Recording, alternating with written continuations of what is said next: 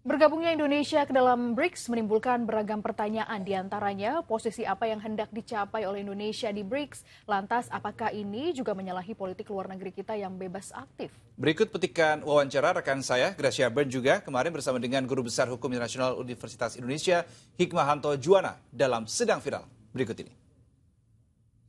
Indonesia masuk ke dalam keanggotaan BRICS pada hari ini. Ini menjadi daftar panjang sejumlah keanggotaan RI di organisasi internasional. Nah, di tengah prinsip politik luar negeri Indonesia yang bebas aktif, yang juga diusung oleh Presiden Prabowo Subianto, posisi apa yang ingin diraih oleh Presiden terkait dengan keanggotaan Indonesia di BRICS dan bagaimana pula BRICS bisa menguntungkan Indonesia ke depannya? Kita akan bahas bersama Hikmahanto Juwana, Guru Besar Hukum Internasional UI, sudah bergabung bersama kami melalui sambungan Zoom.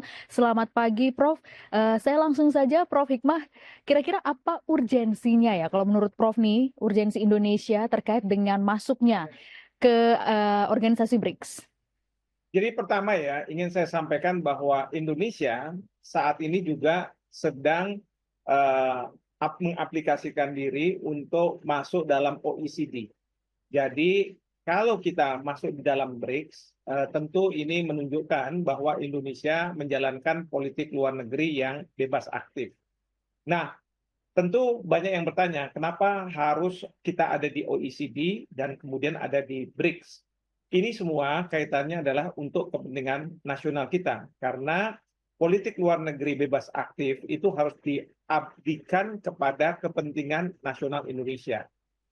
Untuk diketahui yang kedua, bahwa dunia, kalau kita bicara perekonomian internasional, maka dikelola berdasarkan sistem yang berlaku dan diterapkan oleh Amerika Serikat dan negara-negara Eropa Barat.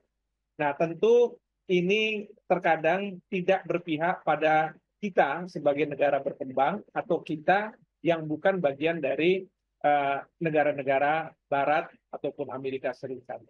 Nah, oleh karena itu, dengan adanya BRICS, kita ingin memunculkan sebuah alternatif baru.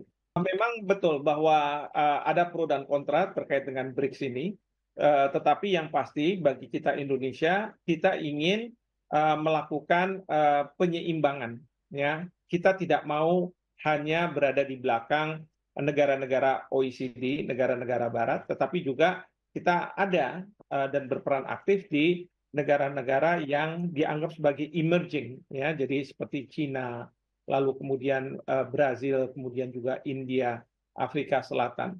Nah, tentu ini memberikan alternatif tidak hanya bagi kita, tetapi bagi dunia.